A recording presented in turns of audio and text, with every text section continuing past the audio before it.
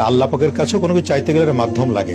তা আমরা সিলেটে যাই বাবা শাহজালাল, বাবা শাহপরানের কাছে, তাদের মাধ্যমে আল্লাহকে খুঁজে পাওয়ার চেষ্টা করি। হিন্দুদের ঠাকুরের কাছে যান, আর খ্রিস্টানদের পাদ্রীর কাছে যান, আর ইহুদিদের সিনাগগে যান, ইহুদিদের রাব্বির কাছে যান, সবার একই বক্তব্য, আপনি একা একা নিজে নিজে আল্লাহর কাছে কিছু চাইতে পারবেন না, এই ক্ষমতা আপনার নেই।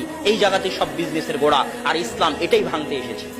ইসলামের সাফ কথা, আপনি আল্লাহর বান্দার, আল্লাহ আপনার সৃষ্টিকর্তা, আপনার সাথে আল্লাহর যোগাযোগ ডাইরেক্ট। যত বড় গুনাহগার হন, যত বড়, আপনি কি ওর চাইতে বড় গুনাহগার যে 99 জন মানুষকে হত্যা করে, 100 জন মানুষকে হত্যা করে যাচ্ছে আল্লাহর কাছে ক্ষমা নিবে চায়? এখনো ক্ষমা চায়নি? এখনো ক্ষমা কি চেয়েছে? ও তো ক্ষমা চায়নি। 99 জন মানুষকে হত্যা করে এক আলেমের কাছে গেছে, বলছে ক্ষমা চাই, বলছে ক্ষমার কোনো রাস্তা নাই, ওকে হত্যা করে দিয়েছে। একজন বলেছে অমুক গ্রামে গেলে ক্ষমা পাওয়া যাবে, সেই গ্রামে যাচ্ছে, রাস্তার মধ্যে মৃত্যু চলে এসেছে, এখনো ক্ষমা চাইনি।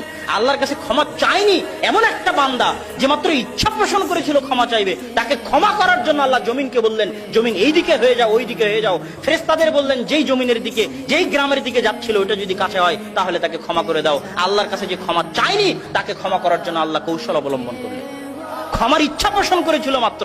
আপনি যত বড় গুনাহগার হন না কেন, যত বড় গুনাহগার হন না কেন, আল্লাহ আপনার ওই পীরের চাইতে, ওই বাবার চাইতে শতগুণ, লক্ষ গুণ আল্লাহ আপনাকে ভালোবাসে। ওরকম হাজারো লাখো কোটি পীর জানা করতে পারবে, আল্লাহ সুবহানাহু ওয়া তাআলা একাই তার চেয়ে বেশি করতে পারবে। আর আল্লাহ সুবহানাহু ওয়া তাআলা যদি না চান, ওই হাজার পীর একত্রিত হলেও কিছু করতে পারবেন।